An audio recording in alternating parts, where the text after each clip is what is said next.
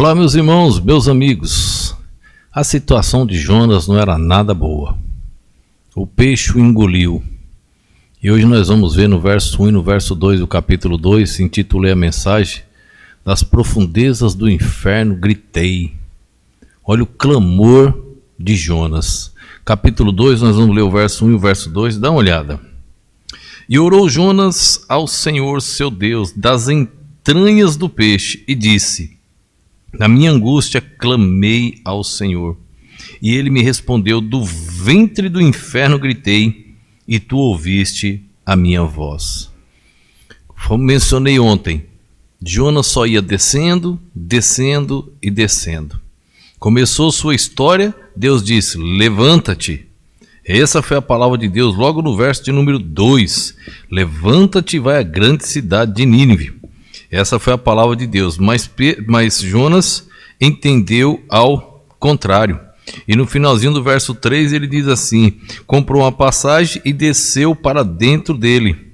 Entrou no navio e desceu para dentro dele. Cada vez ele ia descendo mais ainda.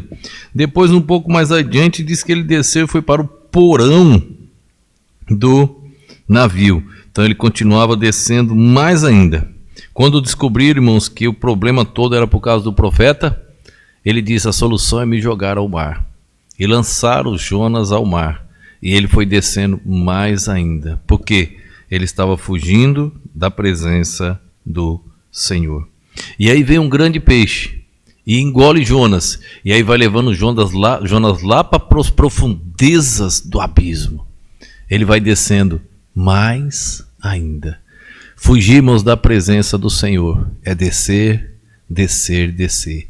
E a palavra de Deus para nós é: levanta-te, levanta-te. Chegou uma época, um evangelho, que as pessoas caíam, as pessoas ficavam no chão, o outro assoprava, caía, o outro era o paletó que jogava, caía.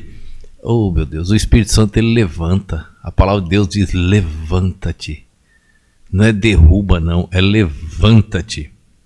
Mas Jonas foi afundando. E assim, irmãos, pela desobediência, por ato de um profeta que não deveria ter acontecido, o peixe o engoliu. Mas agora, irmãos, das profundezas ele dá um grito, ele dá um brado. E o comecinho do capítulo 2 começa assim: e orou Jonas. O socorro começa na oração. É no arrependimento, irmãos, que a gente abre o coração diante de Deus. Foi na oração que Elias viu a água pegar fogo ali, ó. Foi na oração. Foi na oração que Josué viu o sol parar. Foi na oração. Coisas que...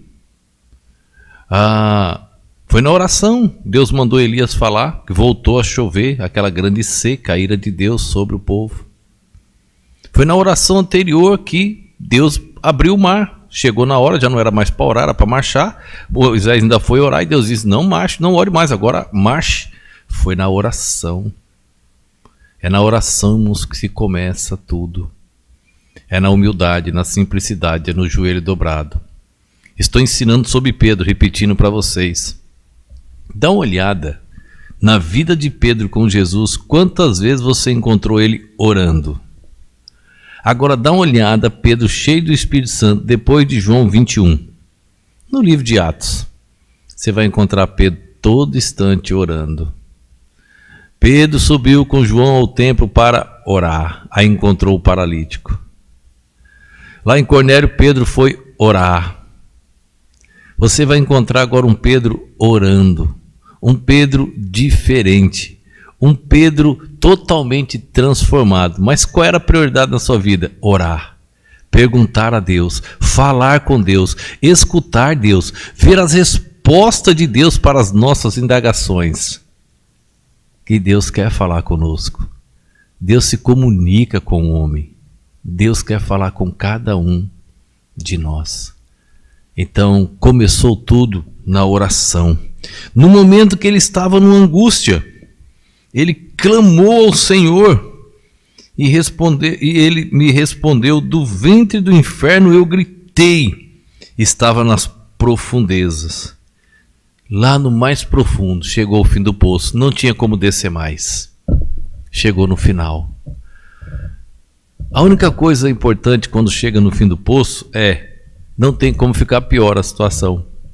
Não tinha como piorar mais para Jonas. Já estava no fundo do poço. Agora algo tinha que acontecer. Jonas já estava nas profundezas. Mas ele gritou, ele clamou. E o finalzinho do verso diz assim: e tu ouviste a minha voz. Deus ouviu Jonas. Deus também vai te ouvir. Se você clamar de coração, se você reconhecer que você estava em desobediência, que você não estava envolvido na obra como deveria, Deus vai fazer algo na sua vida.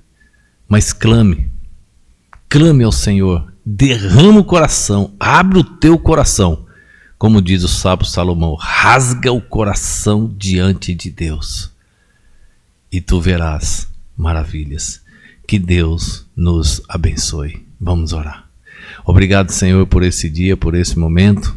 Obrigado pela tua preciosa e poderosa palavra. Abençoa, Deus, cada um que assiste e ouve, e que o teu nome seja glorificado. Eu te peço no nome e no poder do nosso Senhor e Salvador Jesus Cristo. Amém.